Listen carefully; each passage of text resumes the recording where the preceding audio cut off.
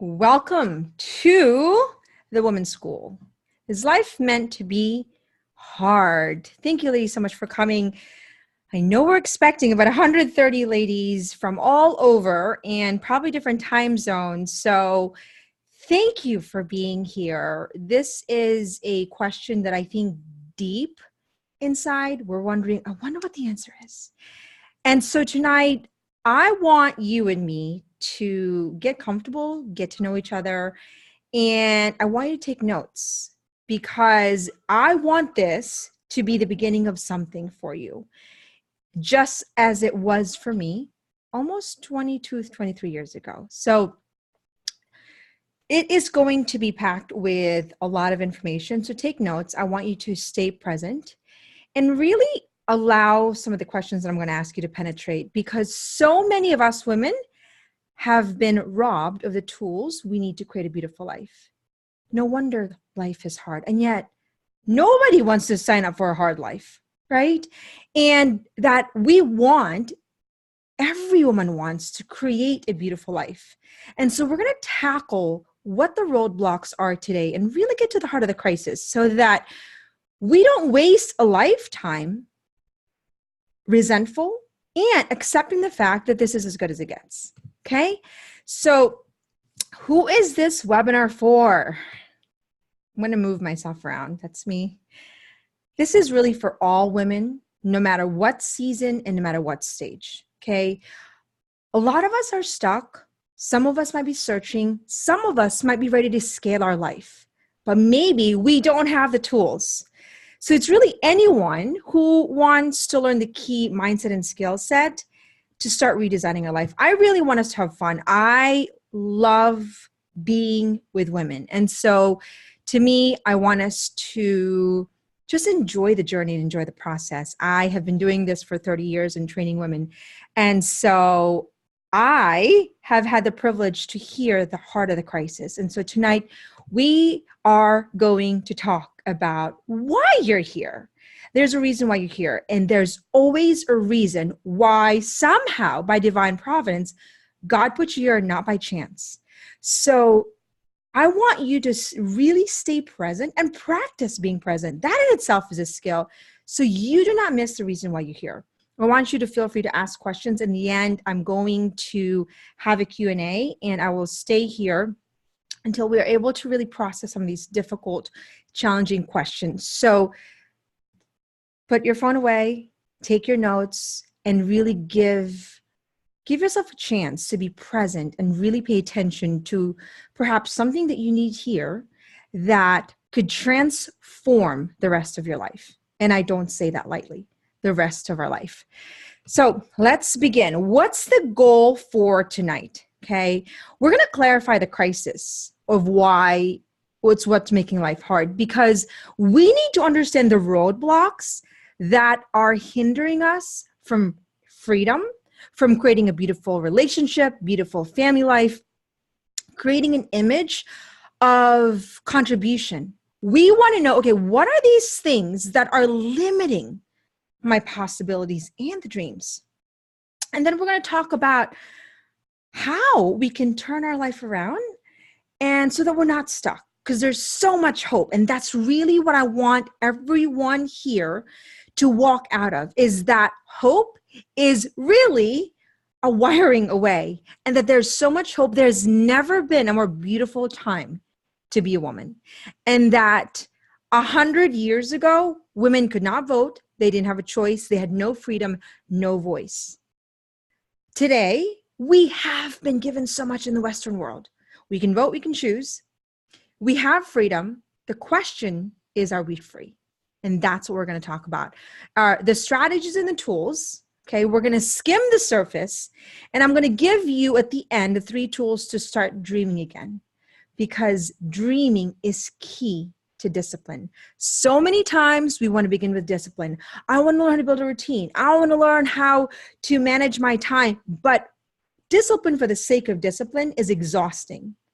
We have to start with a dream, because it is the dream that fuels our discipline. So we're going to talk a lot about the tools towards the end. So stay towards the end. So here's my promise for you, so that you know what you're going to get out of here, is that my promise to you is that after you walk out of this webinar, you're going to have a language for the crisis, because part of the crisis is that we don't even know we're in a crisis, or we don't have language for our own struggle. Number two, you're going to build awareness for the cause of really the frustrations of women, not just you, but it's your friend, it's your sister, it's your cousin, it's your mom, it's everyone around us that's suffering massively, perhaps quietly, or they don't even have language for the struggle. So we have to build awareness, and awareness is the first prison we always break ourselves free from, okay? Number three, I want you to give yourself permission to be kind, because most of us have never been given tools. That the world has shifted dramatically, and the tools that we need now were not even available 50 years ago. And there's so many, there's such a massive shift in the way the internet has changed our communication, that if we do not have the right tools in context of our culture, we are going to be in constant survival mode. And then we're going to talk about concrete tools to help us begin this journey. Okay. And in the end, you're going to stick around, because I'm going to walk you through templates on how to dream. And my dear friend Liz Marcolini is going to give out a prize. So we're going to do a drawing at the end for Beauty Counter. And I want to personally thank Liz for always constantly making herself a bridge towards truth, beauty, and goodness. And so I'm so grateful for you. So at the end, we're going to do that, and we're going to get really concrete. So let us begin. So my name is January Donovan. I'm going to constantly move myself here. I'm the founder of the Women's School. And I am a #1 bestselling author on Amazon. And I've been training women for 20 years. So I've trained thousands of women for 20 years through online classes, or just classes, or workshops. I've been doing it really almost more than half of my life, because I love it. I am an entrepreneur and a mom of 7. I'm actually pregnant with number 7.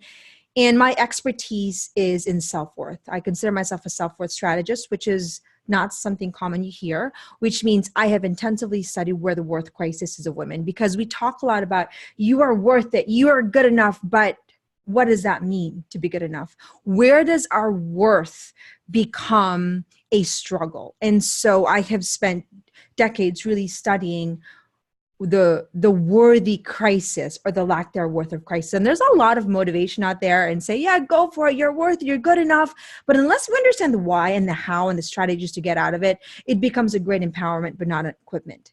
So we don't really change our life by sheer motivation alone. So that's what I've been doing. And that's what really I love to do, because unless we understand our value and our worth as women, we will constantly compromise the life that we deserve. You cannot command from a relationship and accountability from your man if you don't know you're worth it. You cannot demand from your boss, hey boss, you don't talk to me that way. I don't deserve this level of stress, if you don't know your value. You allow your children to disrespect you if you don't know your worth.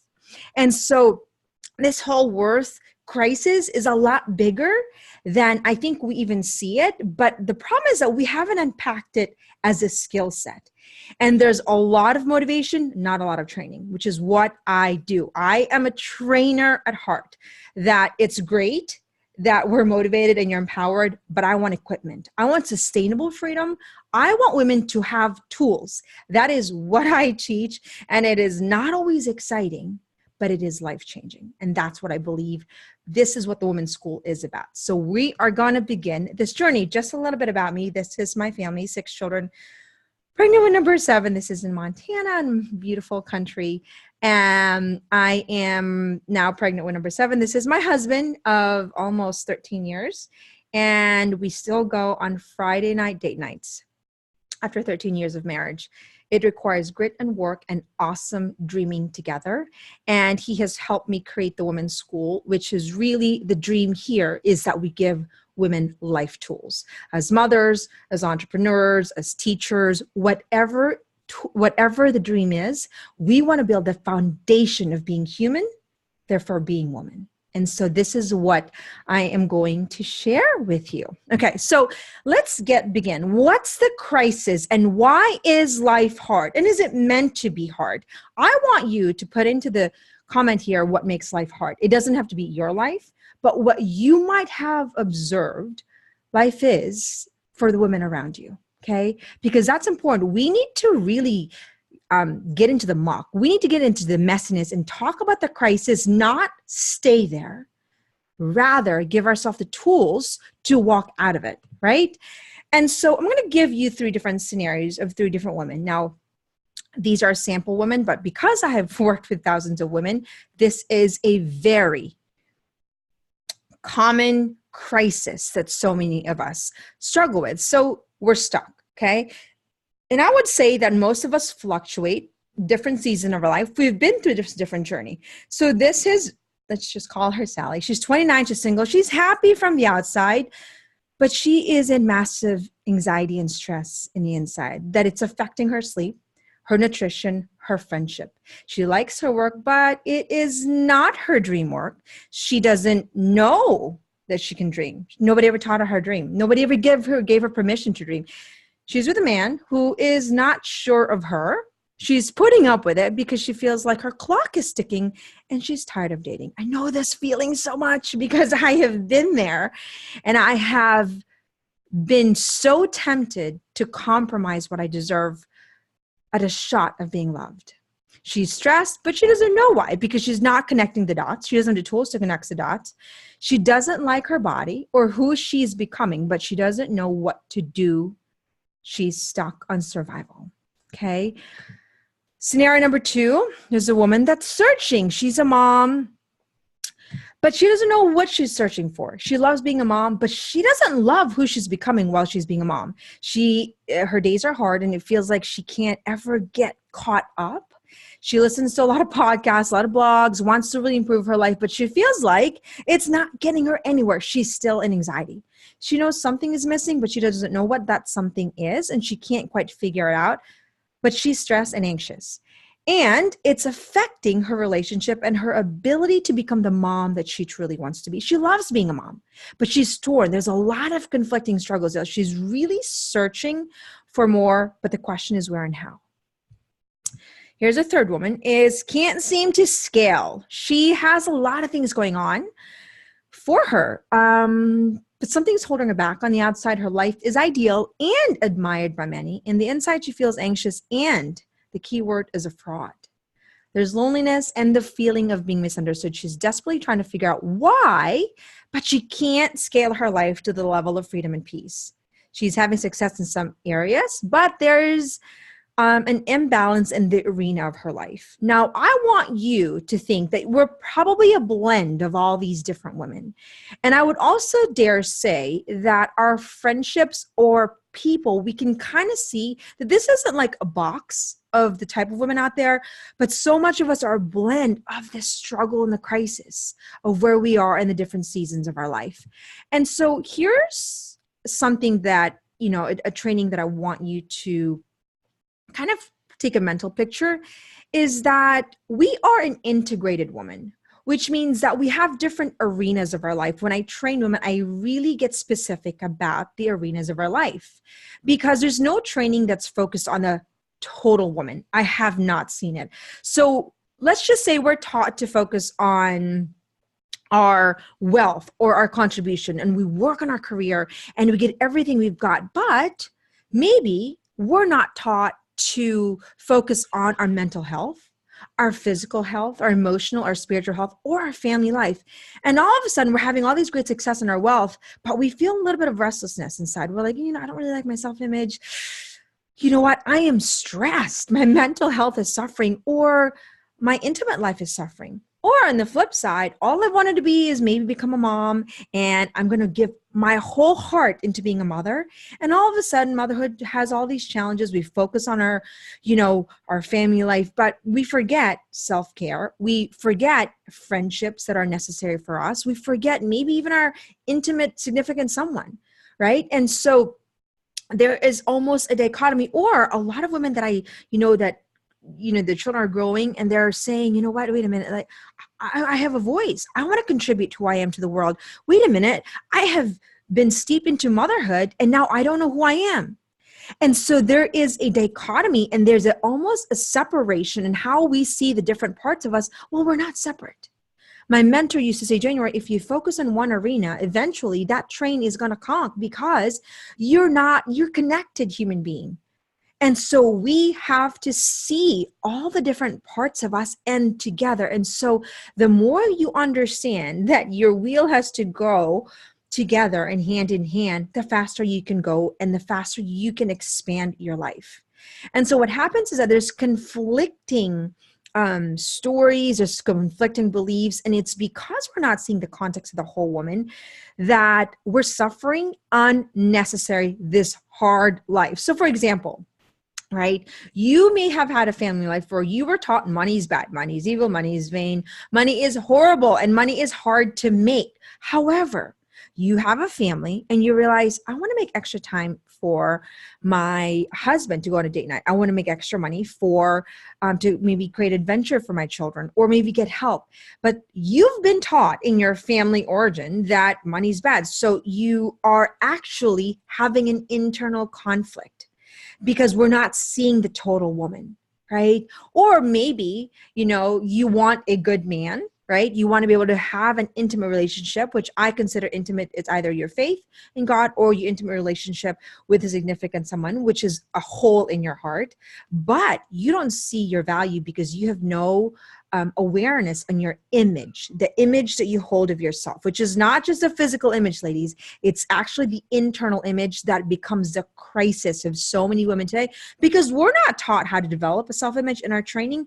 We actually wire self-imaging. It's a psycho-cybernetic material, which means that your self-image becomes your compass. And it's a really powerful tool and a powerful skill that is not taught in our school and in our homes. And so it becomes an internal crisis. So the crisis comes from the fact that we're not seeing an integrated training on how to be a woman. Okay. So here's our 4 root causes. And it's important for us to understand the cause because we live in a culture, at least in the Western world, where we treat symptoms. It's the Advil as opposed to maybe nutrition, right? We don't get to the heart of the crisis. So I'm going to take the veil out and really talk about what the crisis is so that we can begin to tackle the solution. So crisis number 1 is that our worth is conditional. Does anybody understand what I mean when I say that? And if so, I want you to type what your first reaction is when I say our worth is conditional, okay? So today, perfection equals our worth, which is why we're dying to be worthy of perfection. So we have eating disorder. We have the Instagram images. We want to look thin because we want to be worthy of what? Perfection. We use the word language of perfection like it's water. So when you actually think of the word perfect, you think flawless. Who is flawless? It becomes an immeasurable, a desire for success. I don't use that word. I eliminate, and that word is illegal in our house. I have a 9-year-old daughter and I have an 8-year-old daughter, and perfection is something that is dangerous because of the connotation it has. Words become flesh. And so our measure becomes something that's not attainable. So what happens? We self-medicate. So we spend a lifetime proving and pleasing, and it becomes a disease. And if you start becoming aware, you'll hear the word perfect 100 times a day. That just isn't perfect. Oh, that was so, it just wasn't good. It wasn't perfect. Perfect. The problem with perfection is that it's unattainable. And the connotation that our culture has today is killing women, literally. We are dying to be worthy at the word of perfection. So our worth becomes our performance. Think about it. You're graded, right? You're an A student, and then you're applauded for it in your school, and that becomes your worth. Oh, I'm an A student. I'm a really good student. I'm a bad student. The labels. And so, she's a really good basketball player. She's a really bad basketball player. Or maybe you spent decades with your mom or your dad approving your worth when you did really well in a soccer team, but really gave you the cold shoulders when you didn't. And so you have had to spend your life proving to the people around you that you're good enough. So what happens is that our children, our home, our performance, our job becomes a measure of our worth. We feel stressed and shame when we do not have it all together. No wonder we're stressed. Is our worth really subjective to our performance? Or is our worth divinely given and objective and irreplaceable? And this is something that I probably spend most of the time rewiring this script for women, is that my worth is objective and not subject to the people and the opinion of the world around me. Because when we do not understand and we spend a lifetime proving, pleasing, perfecting, what happens? A lifetime of stress. No wonder life is hard. Our worth equals our wealth. And so what happens is that, look at this. This is richest self-made women in America. We can applaud these women as long as we understand that their worth has nothing to do with their wealth. We are worthy regardless of our wealth. That money, power, fame becomes not a worthy status. Because a lot of times we start to feel inadequate and it's all happening internally. We're not saying it out loud. We're not really, we're not talking about it. We just feel it. And the reason we feel it, it's because all day long, the social media, the internet is actually wiring our brain. And I'm going to show you and tell you what wiring is in a few minutes. So what happens is that we compromise our priorities for a shot of being worthy of wealth. We kill ourselves over what kind of house we have or what kind of clothes we have. And now the status symbol is what? A nice bag or our shoes. And so we have a disordered idea of our worthiness. And so we spend a lifetime hustling. But the problem is that when we are spending a lifetime of questioning and doubting our worth, we walk into comparison and competition. No wonder we're judging. I always tell the ladies, I said, judging is sort of like an Advil. It makes us temporarily feel good about ourselves because the fact is that we are made to feel inadequate everywhere. You go to the grocery store, you feel inadequate because all of the magazines. You look at Instagram, you feel inadequate. You look at, the TV, everything is making you feel inadequate. So judging almost becomes a temporary feel good because everywhere else is making us feel bad about who we are. You feel insignificant, quietly resentful. What happens? We become judgmental and critical. And so the mom of three who feels like, I'm just trying to make sure I'm loving my children, or the teacher feels less significant than if you had wealth, power, perfection. And so now we have a false measure of worthiness. And so women today are just trying to self-protect. Think about it, ladies. We're trying to protect our worthiness. Is it possible that our worth should never be something earned? Rather, it was given and objective and not subject to wealth, to our perfection or performance? And the massive answer is yes. And if we don't understand that this is a struggle internally, but yet it's happening and we're feeling inadequate and everything is going on because, your child is acting up and not disciplined, you feel guilty, you feel incompetent, and you start to feel like everyone else around you. Perfection actually is a measure that we hold of what other people think of us. It's not an internal motivation. And there's a massive training that I do in perfection because it's really damaging. And so what happens is that we just compare. So when you look at social media, it is sad sometimes, the comparison and the competition. And I really feel hope and excitement because I feel like we're bringing this to light, that the crisis of comparison actually changes our brain. As a matter of fact, I had a mentor when I was 18, when I first walked into college, and I was a hot mess. I was depressed. I was in anxiety. I did not like who I was. I was insecure. I was everything I didn't want to be. And I was 18 years old, and I was at the bottom of the barrel and I was hungry for some guidance. And so I met this mentor, Elena, which she has changed the direction of my life, which is why I do what I do. It's probably freshman year in college. It was freshman in college, about 3 weeks into school. And I met with her because she was mentoring all these other ladies. And she sat down with me and she said, January, what kind of woman do you want to be? And I remember just laughing and thinking, I didn't know I had an option. And she then spent the next 3.5 years mentoring me. I would meet her every month. And my first homework was to make my bed as soon as I get up before I had to go to the bathroom. And I had to do that every single day, and I didn't miss all through college. It was the first thing. And I had to make my bed as the first thing commitment that was successful. The second I had to do is I had to pray and meditate for an hour every morning at 4 a.m. So I got up at 4 a.m. all through most of my college life. If you're here at college with me, you probably know I was that girl who got up. And the third thing was actually to get rid of comparison and competition. She said, if you want to be the woman you want to become, you cannot, the roadblock is competition and comparison. And so my homework was actually to study all the women that I felt threatened or felt like I was in comparison and competition. And I needed to study them so intently that I had to write down notes and then hand it to her and the things that I admired about the women. And then I had to emulate it. I will tell you, ladies, after 6 months, I had no idea what comparison and competition was. As a matter of fact, I remember the day when somebody talked about it. I had already 4 children. It was 10 years later, and somebody said, oh, I just can't stand like the mothers that are competing. And I remember thinking, who's competing? It wasn't a special grace that I got, maybe it was, but the fact is that she actually just retrained my mindset. And for that, there was freedom. I was able to walk in a situation where I did not feel the comparison and competition from other women because she just trained me. I had to do it for 6 months. And so I tell women, I said, there's so much hope. Unless we actually rewire comparison and competition, we will always create a roadblock for depth and friendship. And it's an easy rewire. That's what we teach. So here's a question I have for you. How did we learn to prove our worthiness?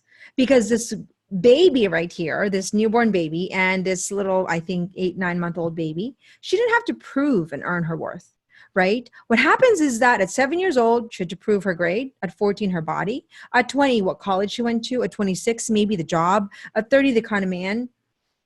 And then the home, and then her net worth becomes her worth. I mean, think about this, ladies, because if you really think about the false expectations that women have today and the crisis of feeling as though they have to hustle for their worthiness at every step of the way and how that's getting wired in our brain, no wonder we're exhausted. So what do all women deserve at every age? We deserve acceptance. We deserve attention, acknowledgement, affection, admiration. You would not look at this baby and say, you have to earn my acceptance or my attention. Even if you are crying all night, I'm still going to give you attention, right? And it's not just attention, it's acknowledgement. So many of us feel unacknowledged. We want to what? We want the likes. We want the, whatever the Instagram, like button is, right? Or the follow.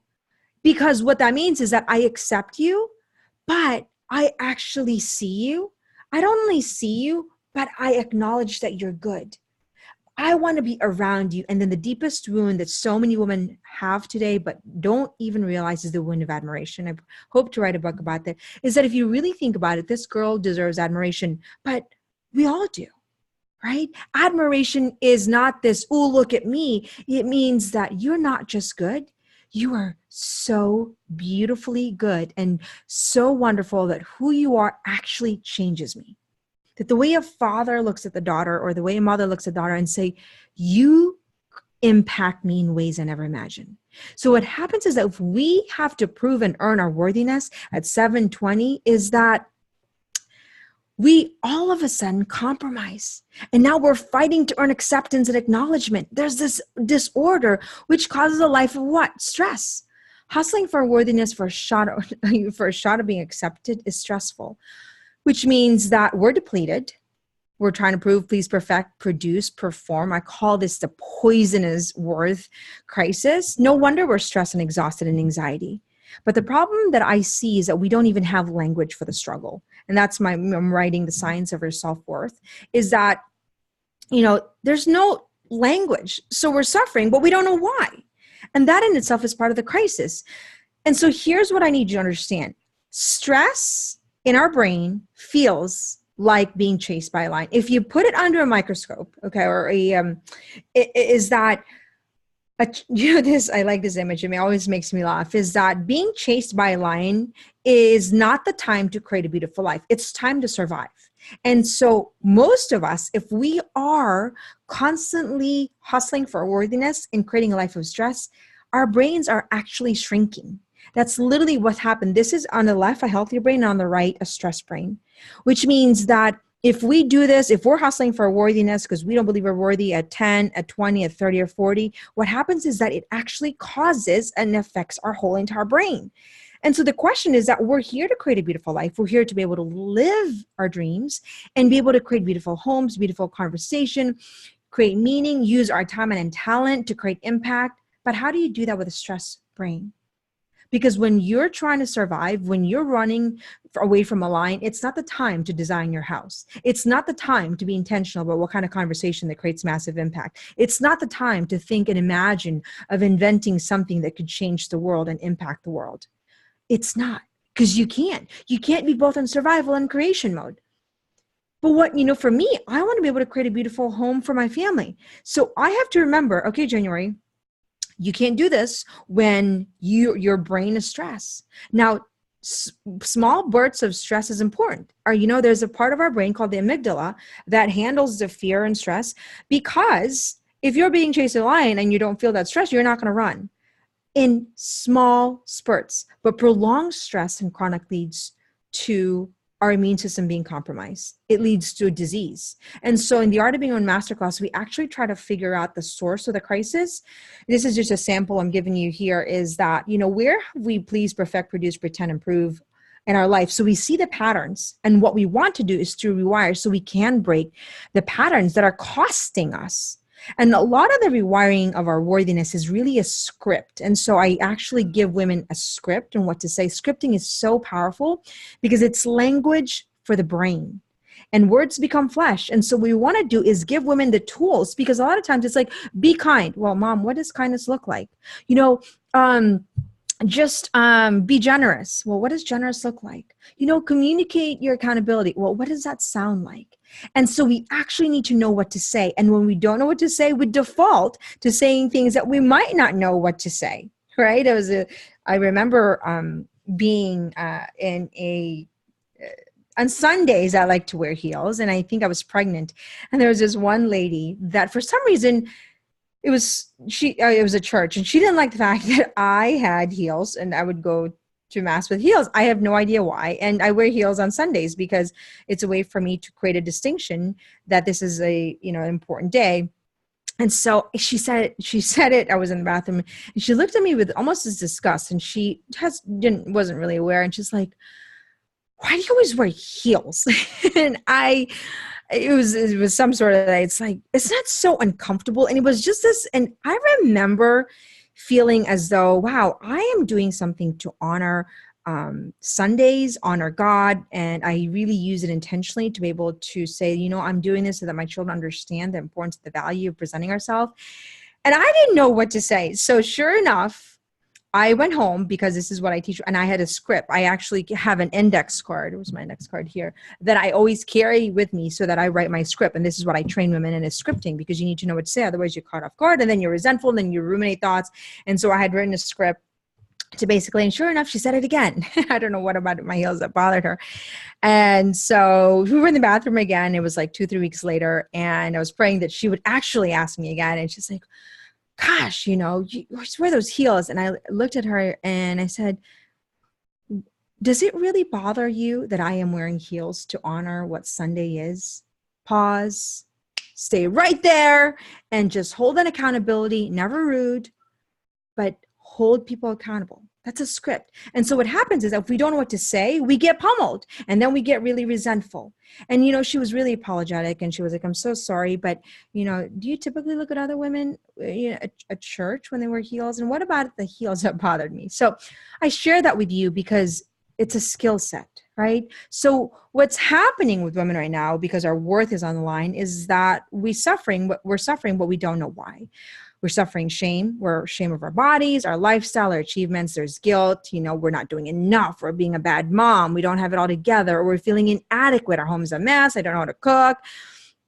We feel insecure about our lack of accomplishments because of the measure of worth and success. And there is this unfulfillment that we feel because we feel sort of stifled, it's making us feel depleted. But yet, we have to give, because we're giving all day. As mothers, we're giving all day. As women, we're giving all day. We want to give, but the problem is that we're giving out of depletion and not out of abundance.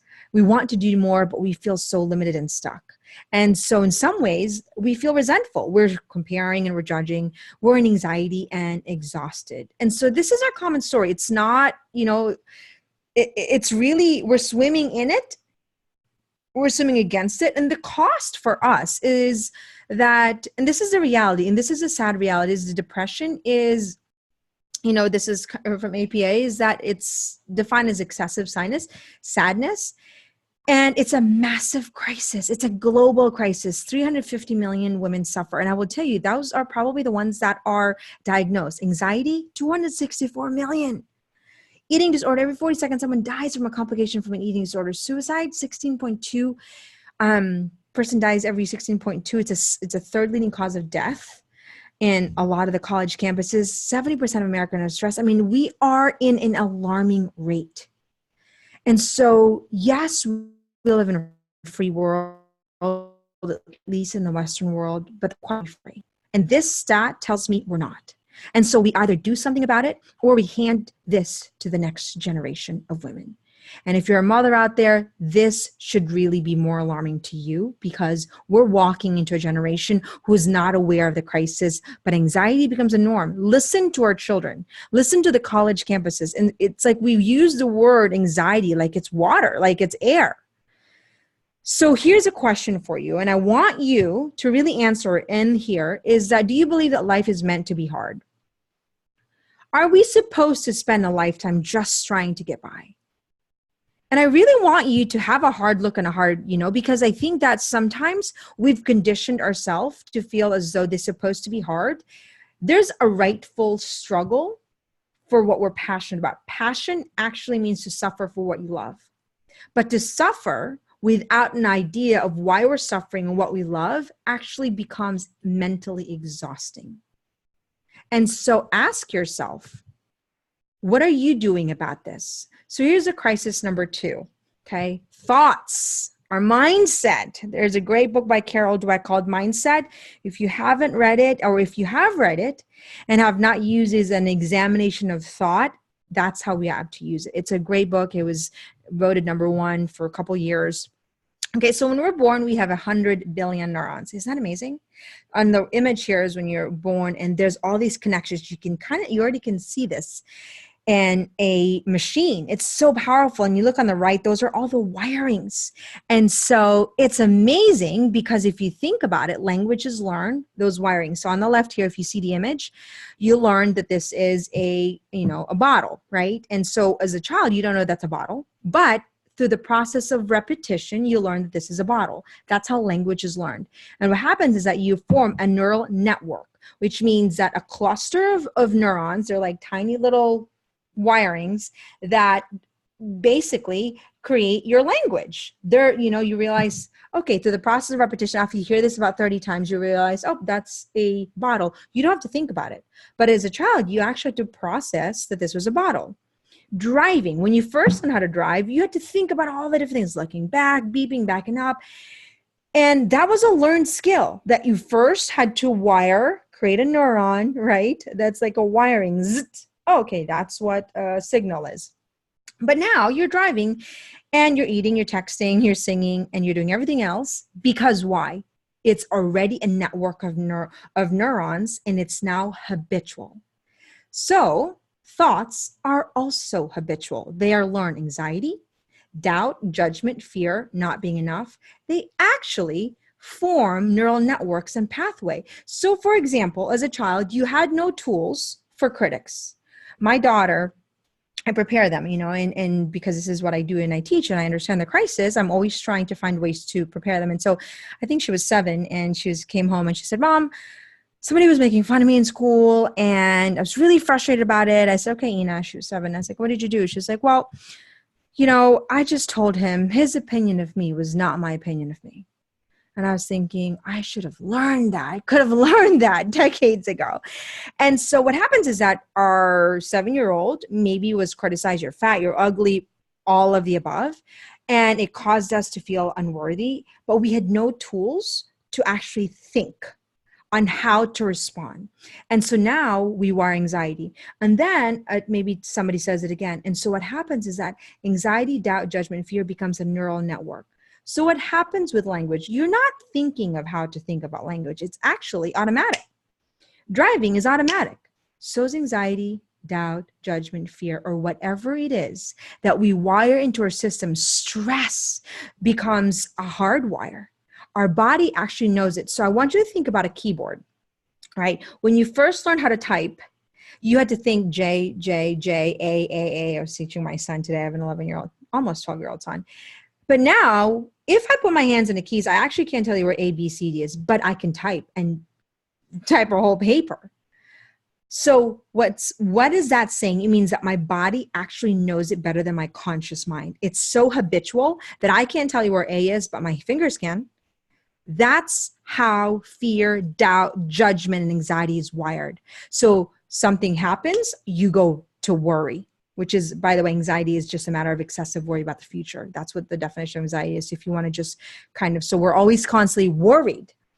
An ambulance comes, you're like tensing up your body, and it's so habitual, you don't even know it's happening.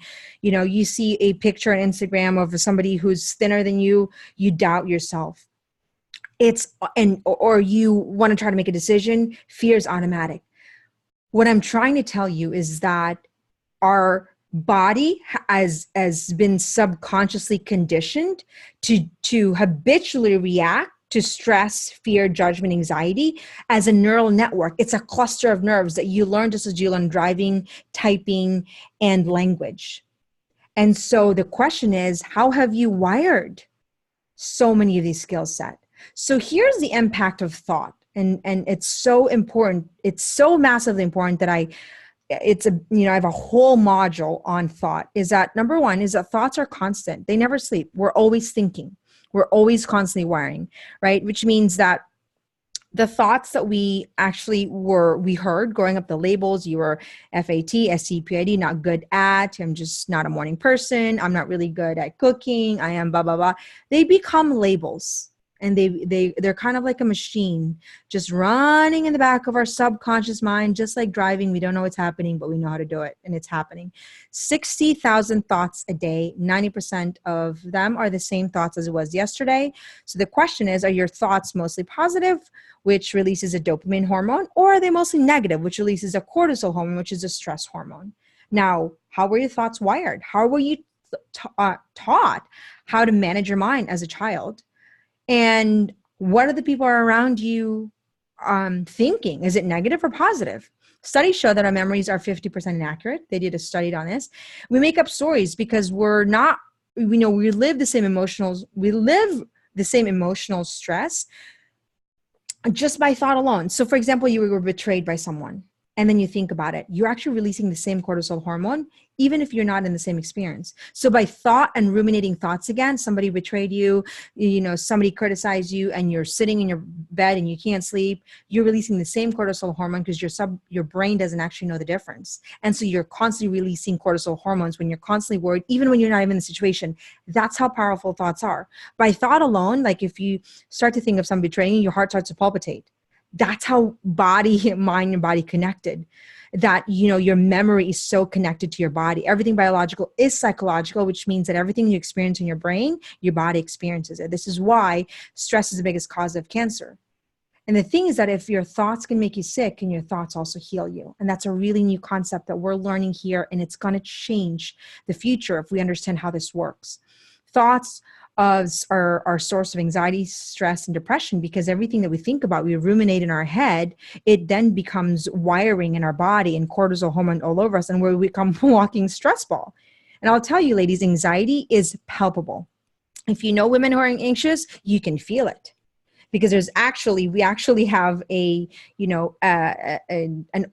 not just an aura, but we have an electromagnetic field around us, because every cell in our body has 1.4 voltage around us, that we're walking energy. And it's science. It's not kooky. It's something that we are made. God made us this way. And so the question I always tell women is that, what words are you using that's causing your thoughts to become flesh? If you're constantly using the word stress, well, no wonder you're stressed. My husband used to say, because I used to say, I never have time. And he would say, no wonder you don't have time. You always talk about how much you have no time. So this is real quick, the effects of lack of mind management. every part of our body is actually affected. Life is hard when we don't know how to manage our mind. Our homes are hard, our relationships are hard, our life is hard, and it affects our whole entire being. It affects our dreams, it affects our contribution, it affects our ability to be able to have smooth transition and goals. This is really fascinating to me. This is Dr. Masaru, and what he did was that he wanted to experiment on the impact of words. He's a Japanese scientist, and if you look on the left, he would put music right next to water. And so there's a whole documentary on it. And the music that formed, depending on the water, actually defined the kind of crystals that were created. So Beethoven music created these beautiful crystal, as opposed to heavy metal. If you can see the difference here, that just by listening to these, these words from the music, it actually formed crystals. And so what are the words we're using to talk to ourselves, to talk to people around us that actually create, we're mostly water, ladies. And so the what we're wiring into our body, if we're not, if we're complaining or we're grateful, right? Or if we're thinking of peace or we're thinking of anxiety, what's happening is our body is experiencing because we're mostly water. It's a really great documentary that should convince you the impact of words that come from your thoughts and how that impacts your whole entire biochemistry. You can actually just get on YouTube. So here's the emotional hole that I tell women is your thoughts change your emotion. This is scientific, and we can kind of see the vicious cycle here is our thoughts produce an emotion, right? I am angry at someone, it produces an emotion. That emotion creates a chemical reaction, which actually changes our hormones, which changes our biochemistry, our body, that changes and directs our behavior, which then our behavior is a compilation of our reality. Where we are in our story is a direct compounding effect of our behavior, which means that our reality creates more of the same thoughts, more of the same emotion, more of the same behavior, and it becomes a vicious cycle, and we're reliving the same exact story. This is why we say, why do I always end up with the same guy? Well, same thoughts, same chemical reaction, end up with the same story. We want to change our life. We get to the source and the root of the crisis, which is what? Our thoughts. That's how powerful our thoughts are. So in our training, we talk about rewiring. That's the main thing that I do with women is that we rewire our brains. We create new neural networks. We rewire stress, anxiety, comparison, doubt, fear by replacing old beliefs and rescripting, because our thoughts become habitual patterns and our body are experiencing this. And it's so important that we understand optimal health and the mind-body connection in order to be able to really create the beautiful life that our families deserve, be able to live our dreams. And so I teach them the rewire formula. There's a formula that I teach, which is a formula that's read, recite, repeat, retreat. And this, I can't get into this, but it's important that we understand that there's so much hope. That just like you can create a neuron through the process of repetition, by the process of rewiring your brain, we put old thought patterns and habits into atrophy. Like if you don't use this muscle, it gets weak, and we replace it with a new neuron. Okay, let's just say this is a new neuron, and that becomes the old wiring. So we can rewire our reaction to anxiety or stress. My husband loves it because, he always, in our house, we're very intentional about creating the scripts and the way we try to be intentional about children, having 6 children, and making sure they're ready for the world. And we're always constantly studying. And so one of our scripts we have is life doesn't happen to you, it happens for you. And so it has changed my concept of not reacting to the world. It's like, oh, this is good. And he always says, his mentor would say, oh, that's interesting. That's good. And how many times do I hear us saying life is stressful, it's so hard, and I just can't do this, I'm just so bad at this. Well, that all gets wired in our brain. And so we need to create and rewire this thought habit that really create the life that we don't want. What we want to do is reverse engineer. And that's exciting because there's so much hope. And this is one of the things that I do with women. I create we want to get to the heart of the crisis. And one of the tools that we really use is to understand where we are. I teach a skill formula where we need to understand where are you in the story? Because if you're trying to change your life and you don't know your starting point, you're walking into a wall. Okay. And so this is a formula that I teach women. So here, thoughts are things. They are a powerful force that shapes your perception of yourself, the people in the world. Thoughts not only matter, they become matter. words do become flesh. You become what you think about. Yes, we need to renew our mind. Your life and future is shaped by habitual thought patterns. So the hope that we have is that we can create new habitual thought patterns and clusters of new neurons that replace our old wiring, that maybe you were never taught to dream and now you're going to learn how to dream. I'm going to teach you at the end. So stay with us towards the end. Okay, so crisis number 3, skill set. I love this. I teach about 50 skills. It always frightens women when I say teach 50 skills in our class. I said, you should be frightened when you don't have these skills. So skills are tools.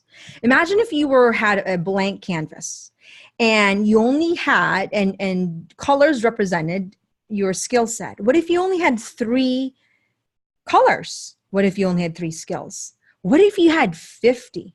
What if you had different way to stroke? What painting can you create that would leave a legacy of impact in your lifetime if you had the tools? That's what tools are. And so with women today is that we are taught and expected perfection without preparation of the right tools. How do you build a house with just a hammer, right? How do you expect to create a beautiful life without life skills, such as efficiency, such as making decision? The world has dramatically shifted. It's faster. Which means that we need to make really firm decisions quickly, briefly. One of the marks of true leadership is that they make quick decisions and they actually don't change it.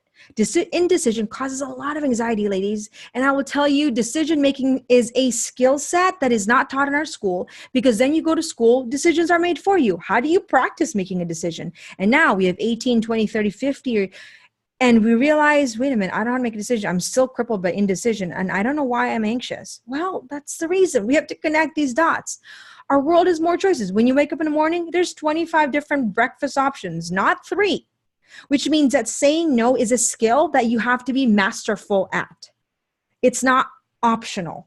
Being busy, our world is busier, which means that if we do not have accountability and built in knowing how to be masterful at creating routines, we are going to walk into a busy, not necessarily productive life. I mean, I teach my 8-year-old to write their own routine because I know the crisis. And so if we don't teach routine, what happens is that all of a sudden motherhood becomes hard. Well, motherhood is hard when we're reacting all day. And we're reacting all day because we don't know how to create routines. Well, we don't know how to create routines because they never give us tools. That maybe it was done for us, but we never knew how to do it for ourselves. And that today, routine is not something that I believe is optional. It doesn't mean that you're stuck to this, 9 to 5 to 90, 7:05 to 7:10. No, but like nature, everything has a rhythm. So what you want is to have a rhythm, that you're firm and tender, which is a skill in itself that I teach, but you can be firm and tender, firm and fluid. But when you have this skill set, you know what tools to pull. You know what, today we don't have that routine. We're just going to recalibrate. That in itself is a skill set. But if you only had 3 tools in your toolbox and you're expected to create a beautiful life, you're going to get frustrated and life will be hard. But if you had 50 tools, you know what, right now it's a skill of recalibration. Right now it's the skill of pausing. Right now it's a skill of accountability. Then the skill that we can learn is to skill which tool to use with our child right now, with our friend who's criticizing us, right? So life is hard without tools. When I tell women, I say, well, if you don't know how to give yourself deadline, life will be hard because you will do something in 6 months what you could do in 1 day. That in itself is a skill. Motherhood is hard without discipline. We lead with discipline. This is why I teach women to dream, because dreaming fuels our discipline, because discipline for the sake of discipline is not really sustainable. We have to know our summit. We have to know what we're after. We have to know what it is that we want in life. Here's another challenge. We're not taught to think about what we want. What we want is either bad or not really good enough. So our wants, our desires are silenced. Desire, the word desire, really comes from within. It actually is the root word of the Father, of the Father's heart. And so our desires are so criticized as though they're bad, vain, so we either indulge in it or ignore it. I always tell women, I said, we have to learn how to develop our desires, because in our desires are our contribution to the world, and there lies our dream, the dream to change the world. So yes, it's a massive skill. Relationship is hard when you don't have the skill to hold your man accountable, to hold yourself accountable to your commitments. right? You don't know how to say no to your boss. And so you're saying, okay, here's work, here's work, here's work. And you're stressed, you're resentful, you're annoyed, but you didn't really say anything. You know, boss, this is way too much. I think you should give out this work to this person. These are all skills. Life is hard with indecision. So we're constantly reacting. And so I tell women, when you do not have the skills to be able to manage your day, your moments, your life, the people around you, beginning with yourself, of course it's going to be hard. So the question is life meant to be hard? Well, if we're suffering for something we're passionate, yes. But to suffer unnecessarily, stress and anxiety, no, it's not meant to be hard. It's hard when we do not have the right tools. And so what happens is that we just sort of kind of give up and we think, oh, this is as good as it gets. You know, you can't have everything you want, January. You know, I mean, something's got to give. Like what? Your stress? No. We need to have role models of women that are living the life that we want. And that's who we follow. What happens is that we listen to everyone else because we don't have the skill of knowing who to listen and who not to listen, or boundaries or effective communication skills. And so we're getting advice from everyone. It's like getting money advice from somebody who's broke. I tell women, I say, you have to be fierce about protecting where you get your information and you get your training. Otherwise, you're absorbing everybody else's opinion of you. And that is stressful, and especially when you don't have a strong opinion of yourself, which is a worth crisis. All right. So here's some of the most critical skills that I teach women. Some sample skills. I teach about 50 skills. Decision-making and scripting is so important. We pretty much every class there's training. We talk about scripts, accountability. Dreaming is a skill, ladies. I will tell you, dreaming will change your ability to commit to your decisions and your discipline. It is so crucial. We have got to go back into dreaming. What is it that is in your heart? What are you made here to do? You're not here to get by. And your dream is so important that it changes humanity. And your dream cannot be replicable by anyone else but you. So if you're not dreaming, we're robbed of your light. That's how powerful dreaming is. And so dreaming is a skill set that I learned later on in my life that has changed our life. And we, you know, my husband and I went in this crazy learning skill of how to dream. And so we said, okay, what is the dream life you want to create for our children? I have 6 children. I was driving all over the place. We used to live in Virginia. And so we designed this dream, and it was frightening because it's supposed to be at first, because if it's not frightening, it's not big enough. And so we learned how to dream. We read about it, we practiced, we rewired our brain, and it was really a life-changing belief. And so what we did was that we took action. We had no idea where the dream was going to lead us, but we knew taking action was part of the dreaming skill. We went up and down Florida to find the right exact location where I could do my life's work and be a stay-at-home mom and do the things that I love to do without compromising the things that are important to me. And so we traveled. I remember being, I think 7 months pregnant, going up and down the coast of Florida, trying to find a community that would serve all our wants. And it's amazing because we dreamt about it, we prepared for it, we planned for it, we prayed for it. And the dream is always our reality is always bigger than dream. But that's a skill. It's a skill that few people are taught, but when you learn it, you can never live the same way. You will never put up with that life that you currently have because you're always constantly expanding. And remember that it is never what we get when we dream. It's who we become in the process of dreaming that actually becomes the greatest reward, because the process of dreaming changes you. Faith, your discipline, who you are. You can't achieve that different life by being the same woman. That's the beauty about dreaming. Taking action is a skill. Creating a rhythm in your life and harmony creates peace. I mean, these are skill set, ladies, that are not taught in our school. And if you're not taught at home, we are suffering unnecessarily because we do not have it. Would you agree? What if you did know how to do this? What if you knew how to expand yourself for your dream, or you knew how to make decision or script or hold people accountable? How would your life change? How would your marriage change? Your dating change? Your career change? How would your peace of mind change? You can tell me in the response. So this is I love formulas. I live for formulas. I live for templates. I don't believe in just motivation. I believe in equipping women, okay? Because empowerment without equipment is not sustainable. This is a skill formula that I teach: awareness, assessment of vision, action, accountability. And if you can see that this is actually based on a man, I can't forget, he's from a Harvard study, where the deeper you go in the triangle, the more sustainable your transformation is. Accountability is key more than ever in history, ladies. Yes, you need an accountability partner. My husband is my accountability partner, and we text, each other. I have here, I'm going to show you, okay, so that you can see that I am a student of my own work, and I teach because I am my biggest student, is that here's my notebook, and I write my goals and my scripts 25 times, and I am 8 months pregnant, and I get tired, but I am doing it because I need it the most. And so I know, okay, I'm on day 3 because this is a process of rewiring our brain. And so you take a picture of it. My husband has a 5 a.m. club, and they all, I don't know, get up at 5 in the morning. I don't get up that early when I'm pregnant. Or maybe I actually do get up. My husband always says, Junior, don't get up that early. But I like getting up early in the morning to work in the morning.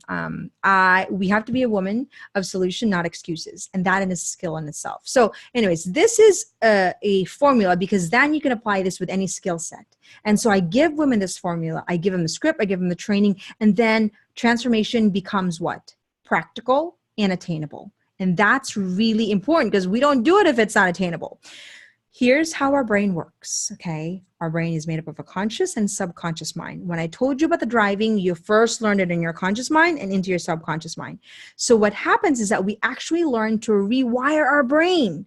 That's how powerful it is. And it's so simple. Like most beautiful things in life, it's simple but not easy, because it takes a lot of commitment. So what we want to do is that we learn a skill, and just like you're listening to me right now in the 5% of your brain, because you're listening, this is where you absorb information. The 95% is what you do after this, is the wiring, is the training. And this is what I love, because I think of athletes and I think of trainers, and I tell you, this is the Olympics of our life. We have to be constantly training. Women have to be training. And I remember thinking before that, I use the word training all the time. And this lady said, Jerry, don't use the word training. It's just not attractive. And it's not. And I said, to be honest, it's not supposed to be. Because it is in the mundane and the ordinary moments that the student becomes the master. That we have to walk in the ordinary transformation of our day-to-day life rewiring that's not attractive, that then creates a transformation that we desperately want and crave. So yes, it requires training day in, day out, just like virtue, just like learning to play golf. We actually learn it and wire it. But there lies hope. Because if we know the process of wiring our brain and learning a new skill and creating a new neuron, all is possible. Our dreams are possible. Our skill is possible. Our homes could be exactly the way we want it. Our marriages, our relationship. Yes, we can now create a beautiful life. There is so much hope. Crisis number 4, which I believe is one of the biggest reasons of depression, anxiety, and really the frustration of women, is that we have no guide and no tools. We don't. I mean, I've just given you so many reasons to question where did you learn these tools, and where did you have a guide that's holding you accountable? Here's a teacher on the left, 4 years of training, maybe 5, probably more, right?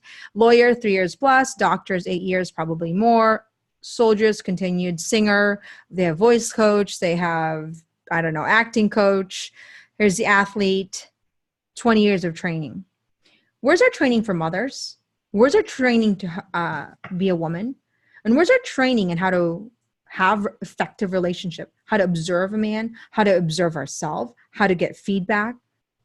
And so here's the robbery, ladies, is that they are living, the Olympics. They're going for the gold medal. They're going to achieve their dreams, right? If you think about, you could be a doctor here. And so we could be a doctor, but never understand our worth. And the robbery here is that time is wasted, because if we don't understand our worth, we waste a lot of time hustling and proving that we don't have the right strategy, that empowerment with equipment does not work, that we can't be consistent without a coach. I mean, think about it. I think of Lance Armstrong. He actually revolutionized so much of the coaching that he had like 5 coaches when I'm sure there's a lot of story behind him. I don't know. And the cheating scandal or whatever the story is, we don't judge. We just honor people on their journey. But they have coaches because they're going for what? The best version of themselves as an athlete.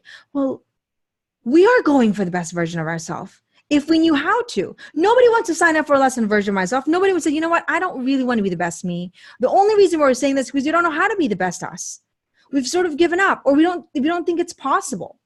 What happens if we don't have a coach is confusion leads to a lot of anxiety. And so, a lot of times I have very few private strategy women that I've coached. I've trained women for years, but the women that I train, I am on it. I mean, accountability is key. You screenshot your homework. You're doing it. We are working on some of the most basic things. And a lot of times we don't see when we're looking in the mirror like this. So yes, we need a guide. The lack of guide, it's like trying to it's like Serena Williams not having a coach. Maybe I'll do it. What happens is that, no, you're not going to do it. You're not going to get in the water to like Michael Phelps. You're going to take longer, and you're going to say no athlete, no Olympian has no coach.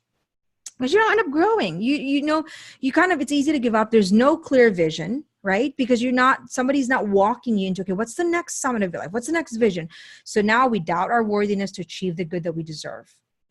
I'm asking you, ladies, how do we see our life? Are we going for the best version of ourselves? The gold medal, like Serena Williams, like whatever athlete that you want. This is our only lifetime, which means if we're not going we're not investing in every arena of our life to become the best version of ourselves, the collateral damage is that we're not fulfilled. Our children get the worst grunt of it. Our relationships suffer. It's called midlife crisis, and a life of what? Stress and anxiety. Our choices are really slim. The fact that we're not taught how to be mothers, I believe, is a robbery. That in the how many years of school we don't have training on how to say no to a man. I got myself in so much trouble because I didn't know how to say no to a man. We suffer unnecessarily because we were not given the tools. We were unprepared. The robbery with women today is we're expected perfection without preparation. Talk about anxiety. So what we need to do is to bring clarity. We need to know what we want.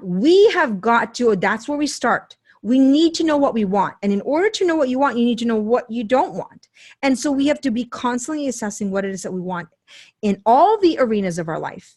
The second thing we need to do is we need to know where we are. We need to know the starting point. If you were going and traveling somewhere, you need to know your starting point, and you need to go a direction, because you're not just go driving like, where are you going? Well, I don't know. Maybe I'll go here. Maybe I'll go there. What happens? You waste a lot of time and gas and energy and money not knowing where you want. Well, how many of us are in limbo? Because I tell women in our training, you need to have a summit goal, which means you need to know exactly what you want to be in the next 6 months or where you want to be. Does that change? Yes, absolutely. Because when we grow, our dreams grow with us. But to not have it is to rob ourselves of what we deserve. What happens is that we just kind of like, well, maybe I'll do that. Maybe I'll get that next job later on. Maybe I'll do this. So what a guy does is that it supercharges us to say, you know what, we need to commit to this. There's no time to waste. And the third thing we need to do is that we need to know, okay, what are the tools we need, right? Just like Serena Williams, what are the tools she's using to say, okay, I need to be the best tennis player. Do I need to have the best racket? Do I need to get feedback? I need to watch myself on video. I give my children scripts, and then they look in the mirror. The women that I train, they have to wire their self-image, the image that they want of themselves in their phone, and it dings 3 times a day. So they're constantly wiring into their brain. What are the tools you're using to create a beautiful life so that you don't walk by default into a life that you do not want for yourself, for your family, and for your children? And I know that here I sent this for the webinar, so a lot of you have seen it. And so what I want you to do here is really ask yourself and be kind to yourself, because if you were never given the skills to manage emotions, stress, anxiety, manage your critics, which is a whole training in itself, how are you supposed to know? You don't. And this is why I want you to be, give yourself permission to be kind to yourself. So what should we do? I want you to wire in some of your questions right now. So I'm going to go through it later on, because I'm sure your wheels are spinning, and I'm just giving you literally kind of a sliver here of the training, because I do a 6-month training with women, and it's not for the faint of heart. But what it does is that it changes your life, the course of your life forever. Because when you know what you don't want and you know the tools to get there, life actually becomes an ease. And now you have a different form of hard, which is not really hard because we don't want to use it. But now you have a reason for your discipline. So number one, this is actually our dog's name is Jim, because this is my husband's mentor and we really love him. He's a personal development coach. And if you want to have more, you have to become more time for yourself, more energy. For things to improve, you have to improve. For things to get better, you have to get better. For things to change, you have to change. When you change, everything else changes for you. Isn't that beautiful? I always get this. I want to change my husband. I want to change my children. I want to have, here's my 3-step formula. You have to first invest in yourself before you can inspire someone, the 3 I's. It's when you inspire someone that now you have the authority to invite them. Okay. So those are your 3 I's. You don't go a different direction. A lot of times I want to change my husband. I want to change my boyfriend. I want to change my children. I say, it doesn't work. It doesn't work, because if they don't see or not inspired by your own investment of self, it's counterproductive. So you have to understand strategy. Strategy is key. I tell my children all the time, I said, you can open that, we use the word leverage. You can open that can with a knife and bang it. That's what we used to do in the Philippines. We used to get a knife and open a can, and it would take us like 10 minutes to go all the way around. Or you can have the right strategy and get a can opener and open in 30 seconds. The right tools matter. Just like the right can opener matters, and it would save you time and energy. Now you can use that energy to dream and to contribute to the people around you, to create this beautiful adventure, to think of ways to contribute to the world. Imagine that. You can't solve the same problem with the same mindset and skill set. That's called insanity. That's called lunacy. We're trying to create a different life as the same woman with the same skill and the same mindset. It does not work. Mindset is the way we actually are able to see and view things differently. It is an expansion. It's the way we manage our thoughts, our emotions, our transition. It is a skill in itself, but then there's a skill set that's so critical. And so you can absolutely create the beautiful life that you are able and you dream of. You can. You just have to be willing to learn and wire a new mindset and skill set. But don't expect things to change unless you're actually changing your skill set and your mindset. But there's so much hope, because now with just a little tweak in our life, we can. So what are your options? Okay, this is really important, because a lot of times I give women this training and then what? So I'm going to make this very clear for you, and you have to make a decision. Part of me being a trainer and part of the things that I do as a woman training, for the past 20 years, is that I have to make options clear and paint the picture of where women are in their stories. So option 1, after this training, you sit here and you're like, oh, January, what do? I do nothing. Which means we stay the same, there's no growth. We remain frustrated, but we don't take action. Maybe we've never learned how to take action. We risk regret. We risk our dreams. And remember, our dreams are connected to what? Our contribution to the world. So there is that unfulfillment when we actually don't go for our highest self. There's a reason why we need to be the best version of ourselves. It's not just because, oh, look at me, I'm the best version of myself. It's because it's there to contribute to the world. And what happens is that generosity is fulfilling. We are born to give. We are born to nurture. We are born to be able to contribute our light to the world. And that's our fulfillment. And if we're not doing that in a massive level because we don't have the mindset and skill set, we suffer unnecessarily for it. Then there's the word hard again. Option number 2, you do something when you're ready. Are we really going to be ready? No, we're never ready. We act before we're ready, because it's kind of like a man saying, I'm going to commit to you when I have all my ducks in a row.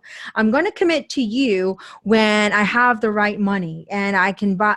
No, you commit first. You make a decision first, because if you don't, you're going to what? You're never going to be ready. Right? You're not ready because you lack the tools, but you're not committing to the tools. And so this becomes a vicious cycle. You delay your growth, you delay your contribution, you delay your fulfillment and your ability to actually work on your dreams. You risk anxiety and continued frustration because lack of tools. What happens is that women don't have tools. And so they're constantly getting upset. I hear this all, I'm just upset, Junior, I'm frustrated. And we talk about we focus about what we don't have and our frustration, which, by the way, there's this thing called reticular activator in our brain that God created. It's called our RAS. And it's a part in our brain that what we focus on expands. So if you're looking for a minivan, you're going to find all the minivans. If you're pregnant, you're going to see all the pregnant women, because that RAS helps us to be able to focus on what it is that he actually wants us to do. And so your reticular activator is so key. So you need to know what you're looking for, right? And so if you're constantly focused on what you don't have, on your lack, you know, the tools, but you're not doing anything about it, you're going to give and get more of it. So we remain frustrated. We risk regret. Once again, we risk our dream. Option number 3. Okay, this is one of the things that my husband always, he's a mindset trainer, and his does it for children. He's created a company that is really, his mission is to be able to wake people up to expand who they need to become so they can serve the world. And he does it with our children. He actually does mindset training for our children every day, and it's beautiful. So, and he tells the children, he says, are you interested or committed in making a change, making a decision to living your dream, your contribution? There's a difference between interest and commitment.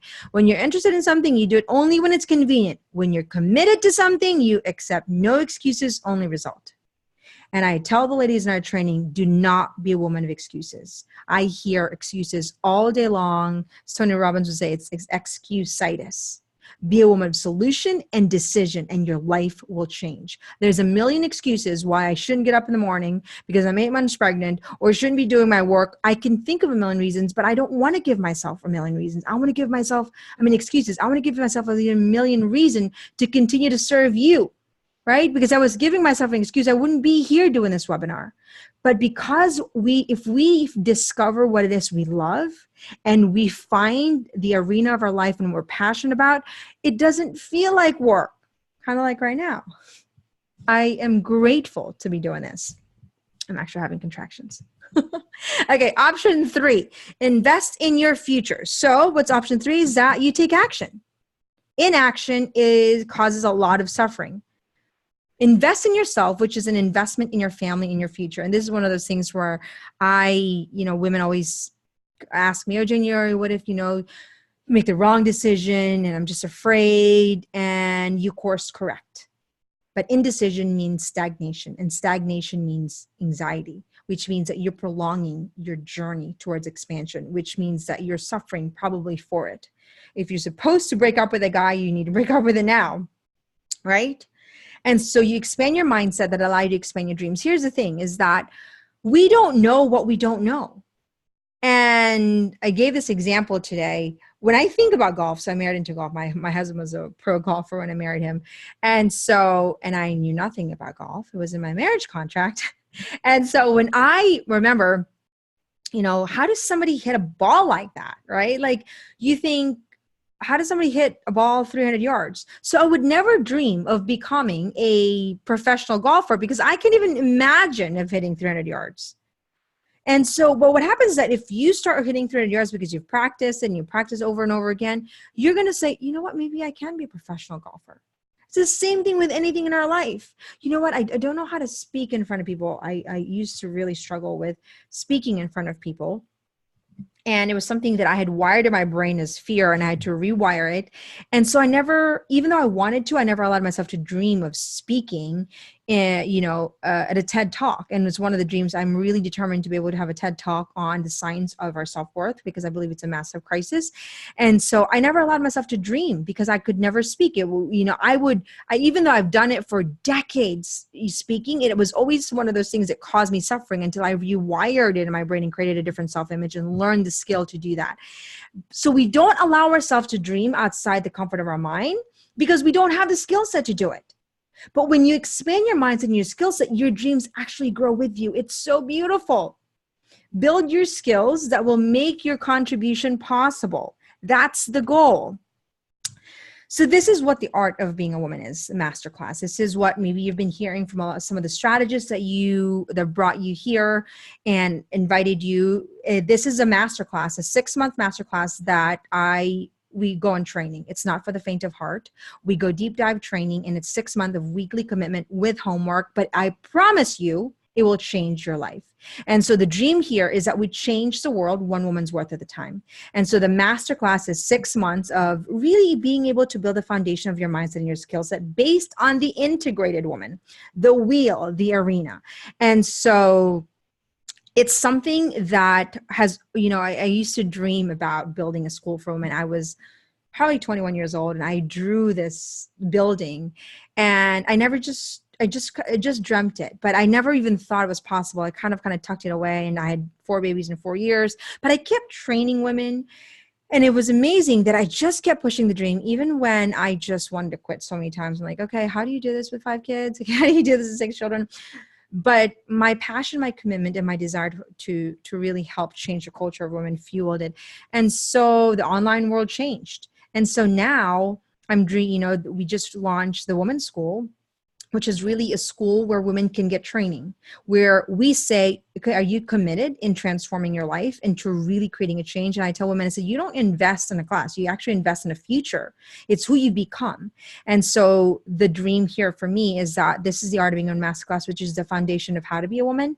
And then we're going to build on motherhood masterclass and dating masterclass and, self-worth masterclass for your teenage. And so we want to, the dream here is for us to create an online training school for women. And we're going to make it happen because I believe in training, and I believe that this dream is here to serve women. And so what we want is to create tools after tools after tools so that you're not stuck. Because what I'm hearing from women is that a little blog here, a little podcast here, I'm going to read a little book here. What happens is that what would change their life in 6 months would then take 5 years, which means that time becomes the collateral damage in their dance party. What I want is a cohesive place for women to say, you know what, you go to school to be a doctor.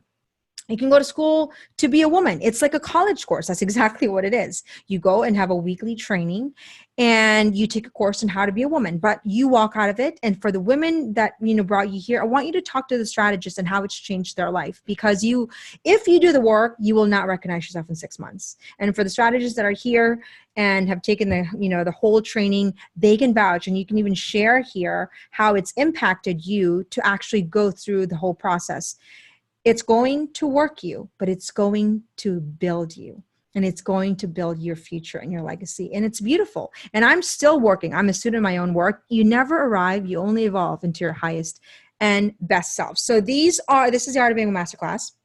It's a mindset and skill set tools designed for the whole woman. So we focus on the whole woman. There's 6 modules: dreaming, self-image, which is our compass, mind management, where we talk about everything that is stress, emotion, frustration, communication, contribution, and the art. What is art? I love the word, the art of being a woman, because if you think about art, it impacts you in ways you can't really explain it. Have you ever thought of why does a sunset, have that impact on me, or a beautiful painting? The art of being a woman is that the goal here is that we create impact by encounter. And it's not the way we look. It's not just the external. It's the whole package that creates impact. How does Mother Teresa have that impact of the world? That certain women create that massive impact is that we can be that art, and art then becomes an arrow to the artist. Isn't that beautiful? And that's the goal, is that we become an arrow to the artist. So we're going to learn to rewire our brain through neuroplasticity, which means that we're never stuck, ladies. Till the day we die, we can actually create new neurons and new neurological pathways. That's how beautiful it is. That's the way God made our brains. Neurogenesis is this new science where we're actually building new brain cells even till the day we die. That we think that as we grow old, we degenerate. I tell women, I said, no, that's a lie you've been told. That means that I hear this all the time. Oh, I've got my mommy brain. I'm like, no, your mommy brain is because we just haven't sharpened the tools. I refuse to believe that my mommy brain is less of a brain than me having not children. Do I want to go and look at my children and say, you're the reason why I have less brain cells? No. Sure, we're more tired. Sure, we can make excuses, but we can also train and defy the odds. That's what it is, which means that there's so much hope. For mothers out there, we have to rewire neuroplasticity of how to dream. And a lot of times for mothers out there, we just assume, because the world has told us, that motherhood is the death of our dreams. I refuse to look at my child and say, you're the reason why I stopped dreaming. I want to be able to look at my child and say, you're the reason why I had to expand my dreams. And that means that you too have to dream the dreams that you were born to be able to give to the world. And that's how we need to look at it, which means, yes, we need the mindset and the skill set tools. We owe it not just to ourselves, but to the people that we love. So neuroplasticity and neurogenesis is so much hope. And this is what I love. And so I'm going to walk you through an exercise. If you grab a piece of paper real quick, just put possible, stretch, and possible, okay? We're going to learn to discover a dream, okay? You ready? Get your paper. All right. So possible dream is a dream you know how to get there. You know, if you have a Honda Accord, I'm going to buy a Honda Accord. If your dream is to have a clean kitchen and you know how to clean it, that's your dream. If your dream is, so it's a dream, you know, if you have a dream to travel to Rome or, I don't know, Bahamas, but you know how to get there. That's your possible dream. Okay. There's no inspiration behind it. There's no stretching. You know exactly how to get there. Your stretch dream is, you know how to get there. You have an idea of how to get there, but you know it's going to take stretching, right? Okay, I am going to do a, you know, TED talk on the science of our self-worth. I kind of have an idea on how to do it because I can, you know, have the tools and I know sort of the steps to get there. So it's a stretch dream, but it's not the impossible dream. The impossible dream, which means that you actually have no clue how to get there. It's the airplane, it's the cell phone, it's the light bulb. It's the dream where if you knew how to do it, where would faith be? So it's really going into this uncomfortable parts of our body. If we've been conditioned to dream practically, this is a time to X the practical, okay? Because if you're only dreaming laterally, then you're never growing vertically, okay? Because dreaming should fuel our discipline, which means that if you're doing for possible and just stretch, it's not expanding you. So I want you to do this exercise and I want you to just close your eyes when you do this, when you do the impossible, and said, give myself permission. If I didn't know how to fail, if there were no limits, if money wasn't a question, if the people weren't limiting me, what would that dream look like?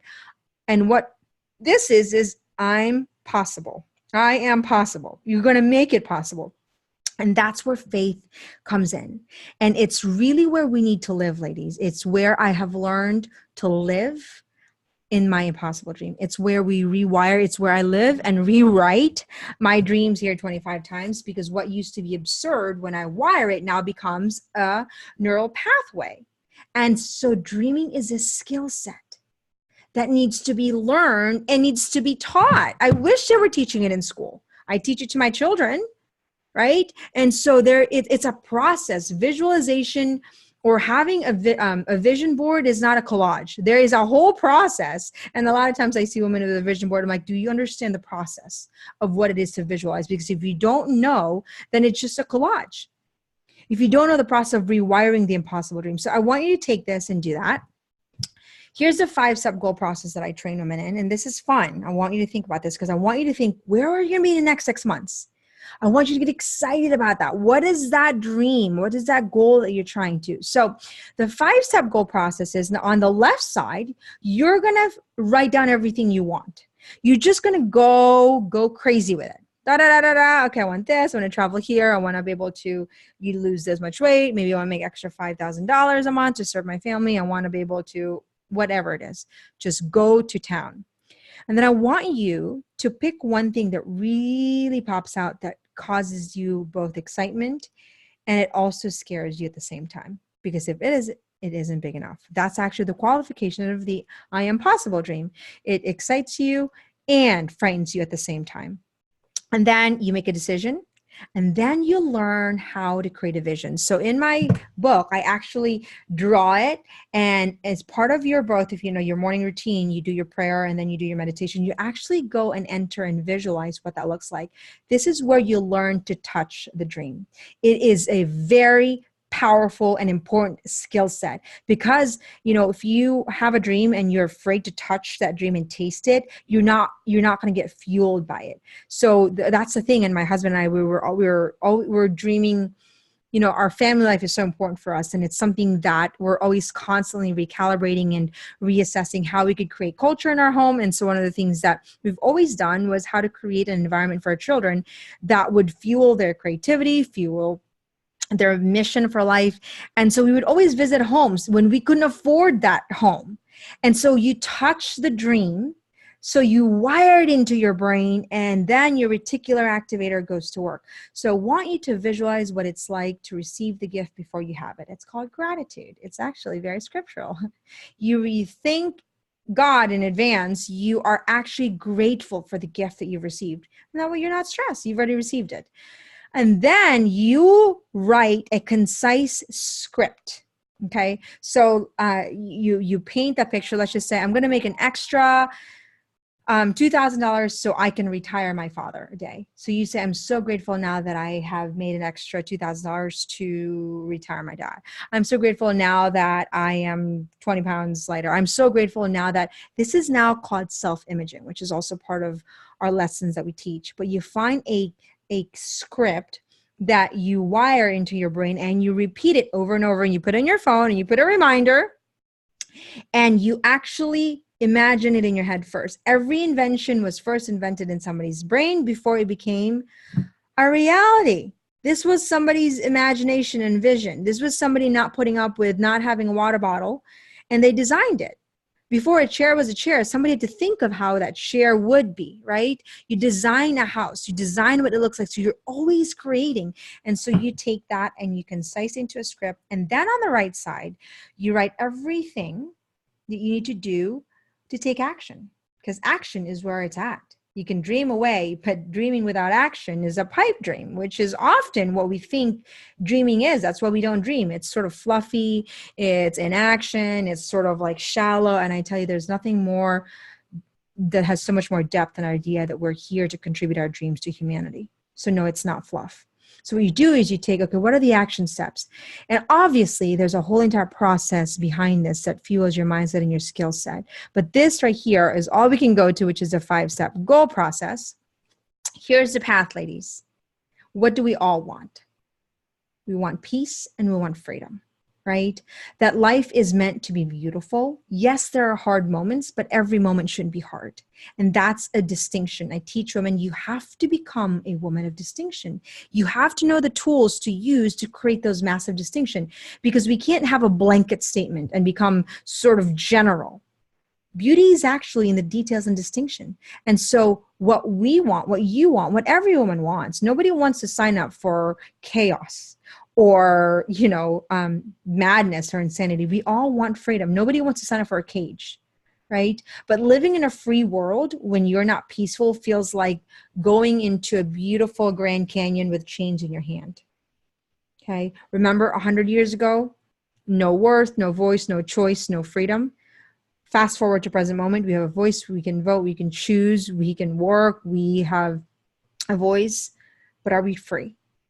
And so what I've just did the last 45 minutes, maybe an hour, is to outline to you what's caused our unnecessary suffering and what's put us in the cage, so that we can then rewire and reverse engineer what's going to give us freedom. So here's what I want you to see, and I want you to take a mental picture.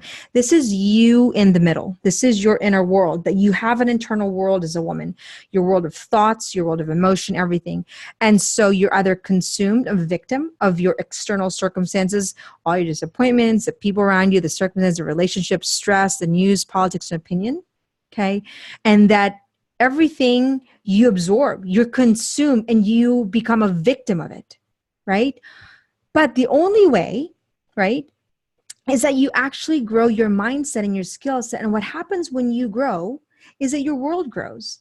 And now this is you and this is the world. You can command the circumstance because life happens to you and for you, not to you. You can actually have the right perspective to look at the people. You know how to deal with critics. You know the disappointments, that you can use it all for good. You know how to command your relationship. You know how to deal with temporary stress and manage it. You know how to look at the news. You know what's good and bad, the opinion. So you're not a victim of the world. You're actually able to lead the world. Isn't that a beautiful way to look at it? And so that's how I want you to see yourself, as a leader. You have to first lead yourself before you can lead the world around. You are not a victim. And that freedom is completely a gift you are given, especially in the Western world. And as Viktor Frankl has it, our ability to choose is the last freedom that we have, and nobody can take it away. And so it's really important that we do not become a victim of everyone else around us. Rather, we can lead the world around us. And that is you becoming a woman of impact. That your contribution is how you change everyone else's world by how you lead your world internally. And the only way you do that is that you expand your ability of your mind and your skill set. And there lies hope, because we can rewire all this. Question, ladies. So here's how we move on from here. If you are interested in growing, and option 3, possibly doing and really saying, you know what, January, I want to commit to the transformation. I want you to contact us for a free personal assessment. Okay, so I want you to email at info@januarydonovan.com. You can go visit our website for more programs and trainings and say, you know what, I want a free assessment. And we're gonna connect you with a strategist, maybe me, and go through our assessment. Because what I want you to do is to say, you know what? Something needs to change. Where am I in my story? What do I want? And so this is a free assessment that I want you to take. It's free, okay? And go through and really see, okay, I'm going to take action. This is our personal assessment. You're going to go through it. We're going to walk through the strategies, and we're going to give you tools in order to be able to say, okay, how do you walk out of here? All right, where do you go? Where do you go? What are the next steps? And so then you can email us, and we're going to contact you to go through this personal assessment. Okay. Liz, we're going to do a drawing in here in the end. You ladies have stayed on in this webinar. I am so grateful. I mean, it's amazing. So just for fun, we're going to have Liz, and we are going to draw somebody. The ladies are here, do a drawing, and we're going to do it in the back, and we're going to contact you personally for a chance, or not a chance, because we're going to draw. You're going to win something from Beautycounter. Now, Liz has been a dear friend of mine and someone that I truly admire, and she does Beautycounter, which has really been a fuel for women to be able to really see beauty naturally. And so this is your chance to be able to connect with her, and she's going to connect with you. And I want to thank Liz for constantly connecting women into their highest best self. She is such a warrior for women more than anything. I admire her. She's a friend. And so we're going to make that drawing. And actually, I do a private strategy, which is very I'm going to actually just draw it here. I just did it here. If you're really interested, the first person that actually emails me for info@januarydonovan.com, right away, I will do a private strategy assessment with you. But be ready, I'm going to work you. Okay, when we do our private strategy, we go straight to work. And so if you're really interested, the first person that emails us, info@januarydonovan, I'm going to have a private strategy with you, and we're going to break down your summit. Is that exciting? But be ready. Don't do it unless you're ready to work, because we are going to redesign and we're going to work. But it's going to be awesome, right? So go and email. I want to read this to you. I'm going to end, and I'm going to have closing. Okay, so the beauty of each generation relies in a woman's ability to master her roles, her many roles in society. It is in the mastery that we see the radical transformation of culture. The success of humanity depends on the brilliance in which she embodies both strength and tenderness. Her role is vital to evolution. She must be the light she was made to become. Women have an indispensable role in expanding humanity towards its highest good. Indispensable. It is our divine duty to lead and elevate the next generation to internal freedom. We must learn to lead ourselves first, and only then can we give humanity its rightful due. Thank you, ladies, so much for this evening. I am going to take questions, comments. I want you to tell me in the comments, what is it that stood out to you tonight? What's the one thing that your takeaway? Okay, because I think that there's a lot that we talked about. So fire away. All right, so I'm going to go through the questions here. Shanna, hello, Shani, on point as always. Okay. Yes, we can hear you. Awesome. Thank you so much, ladies. I see everyone from all over. All right, here we go. Hello, Shelly. Shelly's here. Oh, unsupportive culture, never seeing the ideal, depends on production. Yep. Our worth depends on our body image. As a little girl, I'm worthy of love if I behave the way my parents ask me to. Oh, that's so common. You're only good as long as you are good in the eyes of your parents. It's so damaging. I have a whole training and sad stories about children who just feel as though they're not worthy because of what they've heard growing up. I'm only worthy if and when. I always used to worry about what other people thought of me.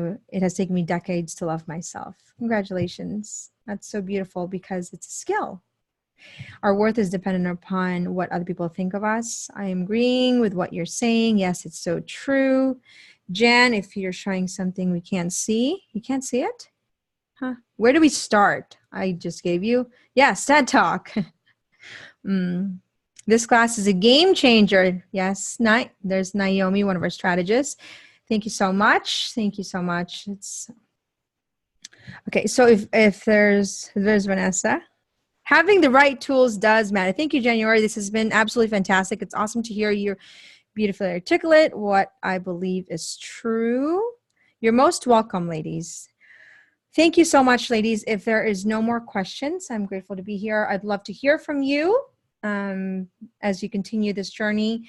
And thank you. I pray that and hope that you go out there and become the light that the world needs. Have a lovely evening. And I look forward to seeing you again.